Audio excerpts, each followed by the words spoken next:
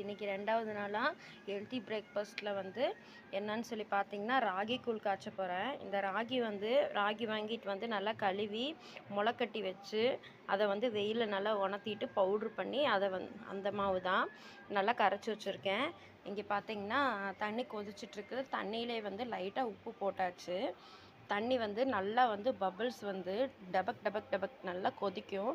அந்த டைமில் வந்து நம்ம இந்த மாவு ஊற்றி நல்லா கிண்டி எடுக்கணும்.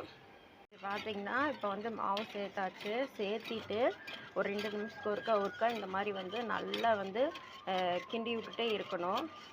அப்படி கிண்டி விட்டுட்டு இருக்கும்போது வந்து மாவு நல்லா வெந்து நல்லா இப்போ வந்து தண்ணியாக இருக்குதுல்ல, ஒரு மாதிரி வந்து கூழ் பதத்துக்கு வந்து நல்லா கொஞ்சம் கெட்டியாக தண்ணியெல்லாம் வற்றி கொஞ்சம் ஒரு மாதிரி கூழ் பதத்துக்கு வந்துடும். அவ்வளோதான். இதில் வந்து நம்ம தேங்காய் பால், நாட்டு சர்க்கரை இந்த மாதிரி சேர்த்துக்கலாம். நான் வந்து இன்றைக்கி லைட்டாக உப்பு மட்டும் போட்டிருக்கேன்.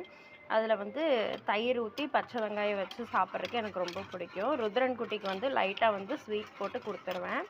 அவ்வளோதான். கண்டிப்பாக ட்ரை பண்ணி பாருங்கள். நாளைக்கு என்ன பிரேக்ஃபாஸ்ட்டுன்னு பார்க்கலாம். Love you all. Okay, tata bye. நல்லா கொதிக்குது பாருங்கள். இந்த பதம் வந்துருச்சுன்னா ரெடி ஆயிரும். அவ்வளோதான். கண்டிப்பாக ட்ரை பண்ணி பாருங்கள். ஓகே, பாய்.